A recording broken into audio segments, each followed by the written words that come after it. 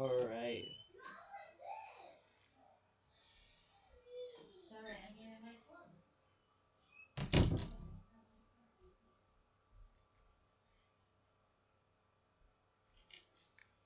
Oops. Alright, what's going on, guys? So, as you saw by the title, we're going to be talking about Winter Storm Avery and what went wrong with the models. Well, what went wrong with the forecast. And just what went wrong in general to cause... Oops.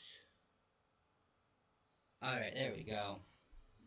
We're just going to be talking about what went wrong and how the models were not in agreement throughout the entire storm.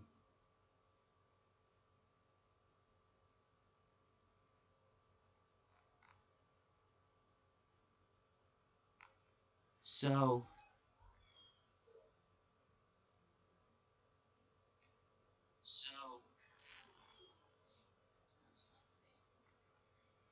so, um, this is the forecast from last week.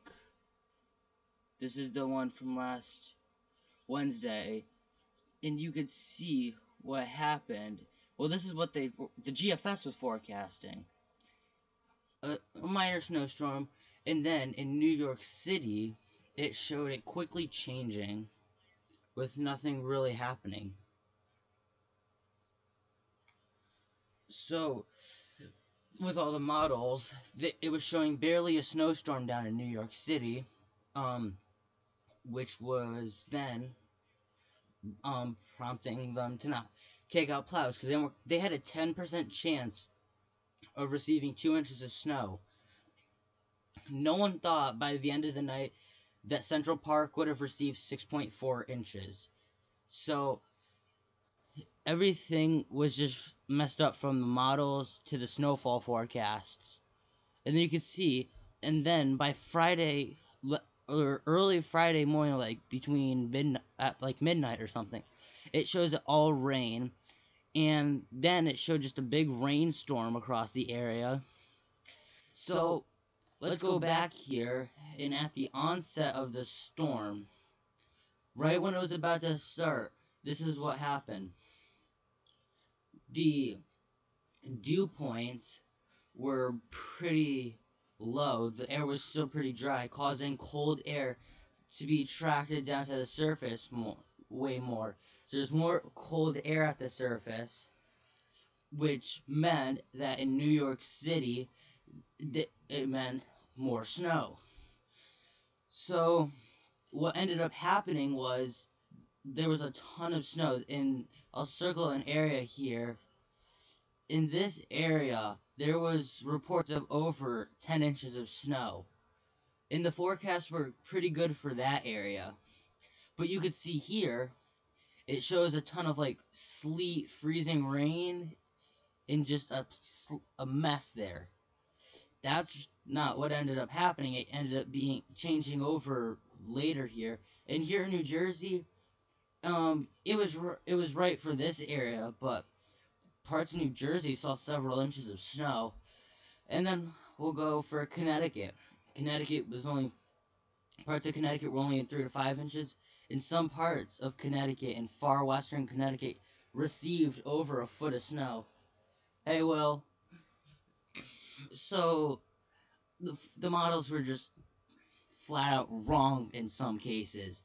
Maybe they were right. Some models were right for like Pennsylvania and New York and stuff, but especially for New York City, Southern Connecticut, Rhode Island, and a few other areas were just flat out wrong.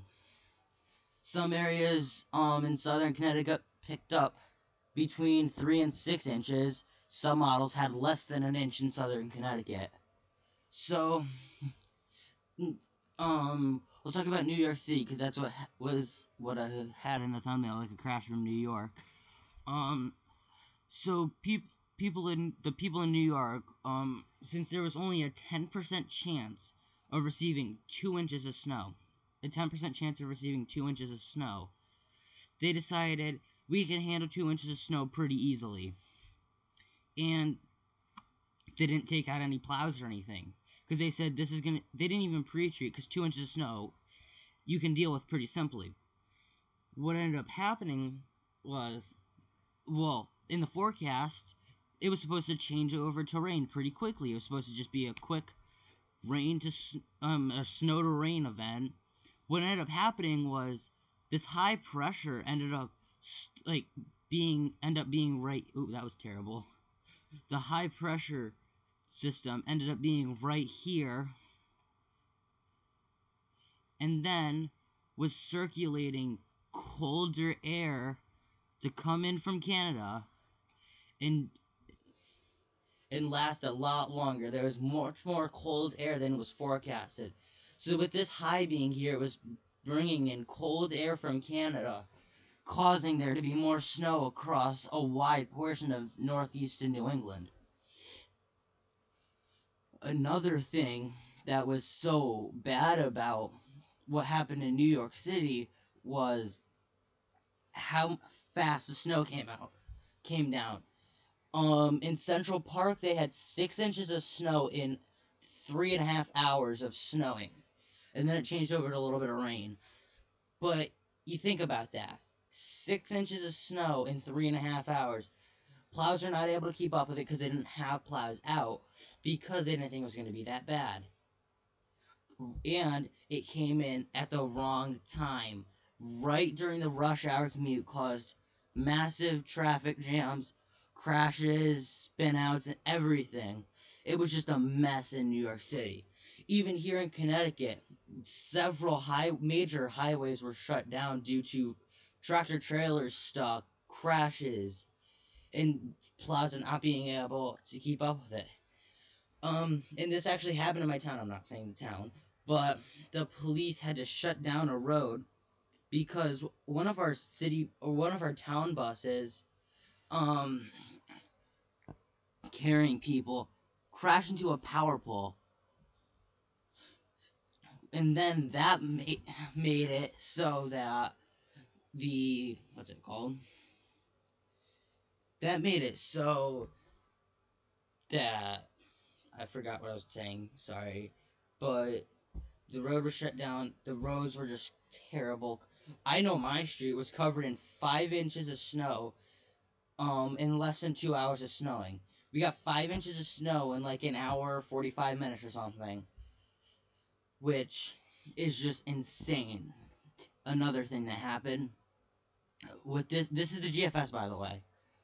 And I think the model that everyone thought was just going to be wrong, I'll show you, which is the FV3 model.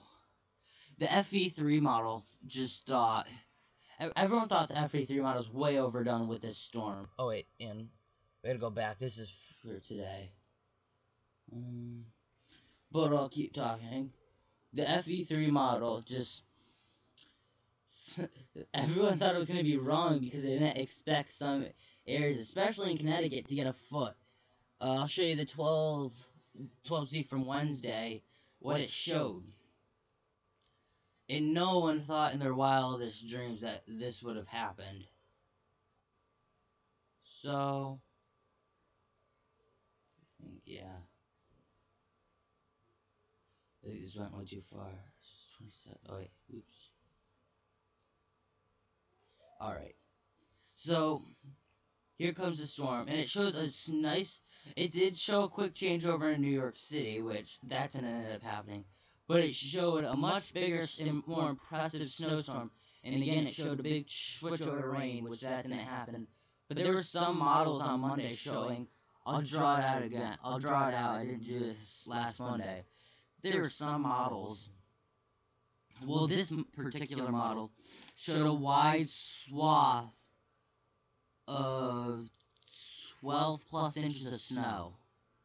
And although it didn't happen during this entire area, some spots got over a foot of snow. I've heard some reports from Pennsylvania, 13 inches of snow.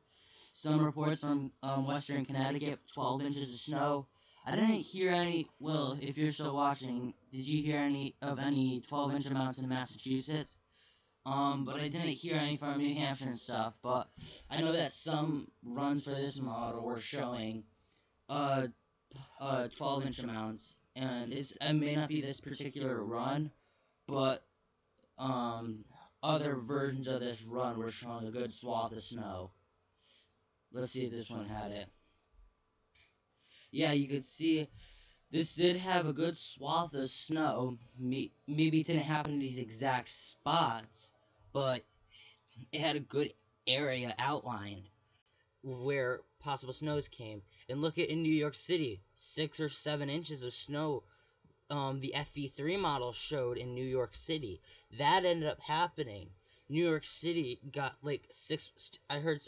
I know Central Park got 6.4 inches. Some of the outlying areas got between 3 and 6 inches of snow. The FV3 model was right on with that, and showing some parts of New York getting 6-7 inches of snow. And it showed good coverage across all Connecticut. This ended up happening. Some areas in Connecticut, statewide, except for the immediate shoreline and New England County, saw between 5 and 9 inches of snow. There were some higher totals. I know where I was. We got 11 inches of snow somehow. But some places, it was a little underdone here in western Connecticut where they got a foot of snow. But the FV3 model is like almost right on, especially with the New York City. If everyone just listened or followed the FV3 model, I think the rush hour commute area in New York would have been way better. It would have been much more of a, well, not much more of a breeze. It's still New York, but I think this one would have been way. I think if people follow this model, the rush hour would not have been that bad. So, yeah, we're gonna, and now, even though it doesn't say this in the title, we're gonna talk about, the extreme cold coming for some in the Northeast in New England. Not for some, for everyone in the Northeast New England. It's gonna be very cold. If you're going to the Macy's Thanksgiving Day Parade, you might want to bundle up, because this is gonna be brutal. I can't get the wind chills on this, but the wind chills are going to be well below zero. You can see this cold air in Canada, and I just saw on the news earlier that the cold air started from Siberia. So from Siberia to Hartford, I don't know how many miles it is, but that's pretty far for cold air travel. We'll play this out for tomorrow. Tomorrow's going to be a pretty cold day across northern New England. You can see we might hit 40 degrees here in Connecticut, parts of Massachusetts, and some of these the hilly areas, the mountain areas won't get above freezing, but you can see not too bad of a day. The winds will be kicking up, and then the Arctic air comes through. Wednesday night, you can see the cold front right here. I'll draw it out.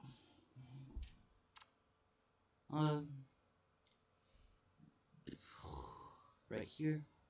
You could literally see the cold front outlines here.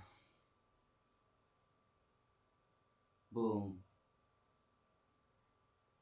The cold front literally pushes through Wednesday night, and then Thursday's temperatures. Look at what you're waking up to across New England.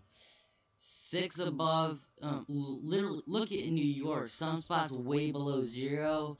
Some spots in New York, right where my mouse is, could be between 5 and 10 degrees below zero. And then you got southern New England, 16, 11. Massachusetts looks like it's going to be taking a beating too across central western Mass. Looks like it'll be taking a beating. Some places could be in the single digits. And then as you go later in the day, it doesn't get better. Literally, still, well, that was still in the morning, but still, look at some of these lows, below zeros. Connecticut, Massachusetts, New Hampshire, Vermont, New York, and Maine and Pennsylvania will all feel the full force of this Arctic cold blast. And then I guess we could say it warms up a little bit Thursday. Gets up into the single digits in New Hampshire, maybe 10 degrees in Maine. Here in Connecticut, we may hit 23 degrees across the shoreline. Massachusetts, you guys may hit 23 degrees on the Cape.